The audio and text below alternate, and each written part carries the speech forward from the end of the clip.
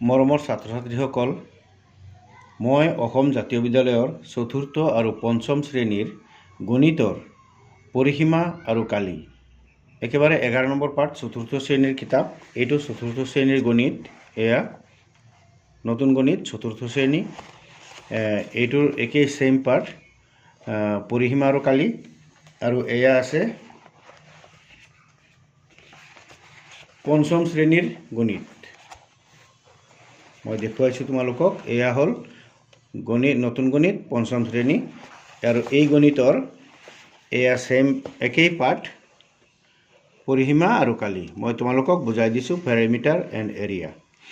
পৰিসীমা আৰু কালি, মই তোমালোকক পৰিসীমা আৰু কালি সম্পৰ্কে কিছু কথা মই তোমালোকক অৱগত কৰাম বুলি ভাবিছোঁ। আৰু মই আশা কৰোঁ তোমালোকে 4 আৰু 5 চতুৰ্থ আৰু পঞ্চম শ্ৰেণীৰ অসম জাতীয় বিদ্যালয়ৰ ছাত্ৰ ছাত্ৰীসকলে এই ক্লাছটো তেওঁলোকৰ বাবে খুবেই উপযোগী হ'ব। আৰু উপযোগী হোৱাকৈ মই তোমালোকক বুজাই দিম বুলি আশা কৰিছোঁ। মই প্ৰথমতে তোমালোকক পঞ্চম শ্ৰেণীৰ গণিত, পঞ্চম শ্ৰেণীৰ শিকিলে চতুৰ্থ শ্ৰেণী অট'মেটিক শিকিব, কাৰণ পঞ্চম শ্ৰেণীৰ ল'ৰা ছোৱালীয়ে চতুৰ্থ শ্ৰেণীত এইখিনি আৰামছে শিকি আহিছে একবাৰ। গতিকে মই তোমালোকক আকৌ বুজাইছোঁ, এতিয়া পঞ্চম শ্ৰেণীৰ গণিতটোৱে বুজাই দিছোঁ, চতুৰ্থ শ্ৰেণীৰ কাৰণে সুবিধা হ'ব। একেই মানে এইটো পঞ্চম শ্ৰেণীত যেনিবা পাঠ 10 আৰু সেইটো চতুৰ্থ শ্ৰেণীত আছে পাঠ 11, একো নহয়, একেই। এতিয়া মই তোমালোকক বুজাম পৰিসীমা কাক কয় আৰু কালি কাক কয়। এতিয়া মই সৰু এটা মানে চিম্পুল এটা উদাহৰণত মই তোমালোকক বুজাই দিম। সেইটো মই কলম আৰু কাগজৰ সহায়ত বুজাই দিম। ইয়াত দিছে, তোমালোকে লক্ষ্য কৰিবা, মই এই ছবিত দিয়াৰ দৰে মই তোমালোকক বুজাই দিব খুজিছোঁ, ভালকৈ লক্ষ্য কৰিবা। এইটো চোৱা, এটা ত্ৰিভুজ দিয়া আছে P Q R. P Q বাহু 7 চেণ্টিমিটাৰ, মানে 7 cm, কিউ আৰ 8 চেণ্টিমিটাৰ আৰু পি আৰ বা আৰ পি 9 চেণ্টিমিটাৰ। এতিয়া এই বাহুটোৰ মানে এই ত্ৰিভুজটোৰ কি কৈছে, সমবাহু ত্ৰিভুজ লিখিছে, সমবাহু ত্ৰিভুজৰ পৰিসীমা, কিন্তু ইয়াত বাহুকেইটাৰ যুগ বেলেগ বেলেগ দিছে, কিন্তু আচলতে সমবাহু নহয়, ইয়াত লিখিছে। আৰু এতিয়া এই বাহু তিনিটাৰ সমবাহু হ'লে যেনিবা একেই যুগ হ'ব। এই ত্ৰিভুজটোৰ যুগ হ'ল এইটো পি কিউ আৰ ত্ৰিভুজ। পি কিউ আৰ বাহুকেইটাৰ মাপ ক্ৰমে P Q 7 centimetre, Q R 8 centimetre আৰু আৰ পি 9 চেণ্টিমিটাৰ। এতিয়া আমি এই ত্ৰিভুজটোৰ পৰিসীমা উলিয়াবলৈ কৈছে, ত্ৰিভুজটোৰ পৰিসীমা উলিওৱা। পি কিউ আৰৰ সমাধান দেই, P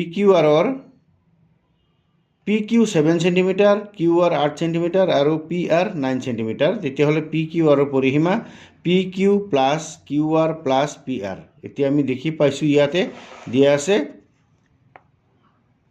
P Q 7, Q R 8, R P 9। গতিকে অংকটোত কি ওলাব এতিয়া, 7, 8, 9, আমি তিনিটা যোগ কৰিলে 8 চেণ্টিমিটাৰ। গতিকে এই ত্ৰিভুজটোৰ পৰিসীমা 8 চেণ্টিমিটাৰ, এই 24 চেণ্টিমিটাৰ। এতিয়া আমি পৰিসীমাৰ বিষয়ে শিকিলোঁ। যেতিয়া আমি আৰু আছে, তাৰপিছত এইটো ত্ৰিভুজ গ'ল, এতিয়া আছে চতুৰ্ভুজৰ এটা দেখুৱাইছোঁ। তোমালোকে গণিতটো চালে শিকিবা, আৰু যদি ভাবা যে নাই নিজে নিজে শিকিব পাৰিবা, মানে ইচ্ছা কৰিলে পাৰিবা, আৰু কোনো অসুবিধা নাই। যিসকলে মোবাইলত শিকিব বিচাৰে, অনলাইনত মানে মোবাইল যোগে, তেওঁলোকে এইটো সুবিধাত শিকিব পাৰিব। এইটো লিখিছে ইয়াত এটা উদাহৰণ, পি কিউ আৰ এছ। এইটো চতুৰ্ভুজৰ পি কিউ আৰ এছ, এই চতুৰ্ভুজটোৰ কথা কোৱা হৈছে। ইয়াত মই দেখুৱাই দিছোঁ পি কিউ আৰ এছ। এই পি কিউ আৰ এছ চতুৰ্ভুজটোত দাঙি দিছোঁ। এতিয়া ভালকৈ চোৱা, P Q 6.5 centimetre, Q R 7.2 centimetre, R S 8 centimetre, P S 7.9 centimetre. চতুৰ্ভুজটোৰ পৰিসীমা উলিওৱা। ইয়াত দিয়াই আছে ছবিত পি কিউ, এই বাহু, এই আঁচডালক এটা ত্ৰিভুজ বা চতুৰ্ভুজৰ যি আঁচ কোনবিলাকত যোগ হৈ থাকে, সেই আঁচবিলাকক বাহু বুলি কোৱা হয়।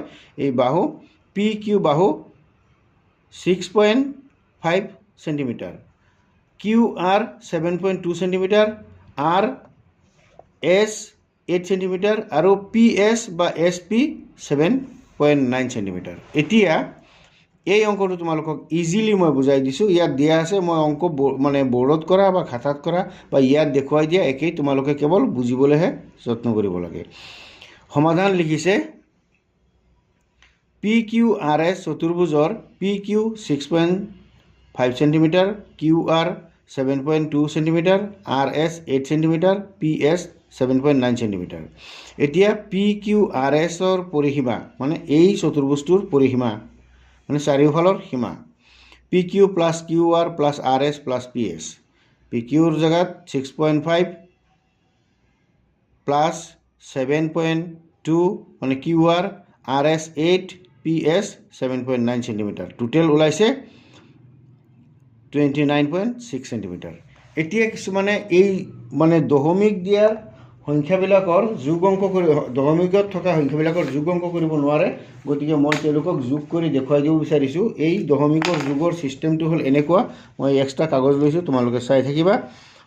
6.5 cm, 7.2 cm আৰু 8 cm। এতিয়া মই 8টো এইফালে লিখিছোঁ কিয়নো 8 এটা গোটা সংখ্যা, এইটো এটা গোটা সংখ্যা আৰু এই সংখ্যাখিনি হৈছে, এই সংখ্যাখিনি মানে 5.5, 0.2 এইবিলাক ভগ্নাংশ মানে আধা মানে ভগ্ন সংখ্যা আৰু ভঙা সংখ্যা। আৰু 7.9 cm, ইয়াত 0.0 cm কৰিলেও হৈ যাব। এতিয়াহে আমি এইটো যোগ কৰিব লাগিব। এতিয়া 5 2 7, 9 16 6 থাকি গ'ল, 1 6 7 13, 13 7 20 আৰু 8 28 আৰু 1 29, 29.6 cm। এই ধৰণে আমি অংক এই দশমিকৰ মানে দশমিক থকা সংখ্যাৰ অংকবিলাক আমি কৰিব লাগে। তোমালোকে এইটো শিকি ৰাখিবা। গতিকে মই তোমালোকক 3.4 আৰু 5 ক্লাছৰ ল'ৰা ছোৱালীৰ কাৰণে মই এই অংককেইটা মই তোমালোকক বুজাই দিলোঁ। জ্যামিতিৰ আৰু বহুত ধৰণৰ অংক আছে, ক্লাছবিলাক বেছি দীঘল হ'ব, সেইকাৰণে মই তোমালোকক মানে নেক্সট ক্লাছত তোমালোকক আয়তৰ পৰিসীমা আৰু এইবিলাকৰ কালি। এতিয়া তোমালোকক মই আৰু এটা কথা ইয়াত থোৰতে কৈ দিছোঁ যে পৰিসীমা আৰু কালি কাক কয়। পৰিসীমা হ'ল পৰিসীমা, এইটো এটা চতুৰ্ভুজ মই বনালোঁ। এই চতুৰ্ভুজৰ চাৰিওটা বাউণ্ডাৰীৰ মানে মানে ছাইডৰ বাহুকেইটাৰ যিটো যোগ, সেই যোগটো হ'ল পৰিসীমা। আৰু এই গোটেইখিনিৰ মাজত থকা যিখিনি মাটি ভূমিভাগ সেইটো কোৱা হ'ব কালি।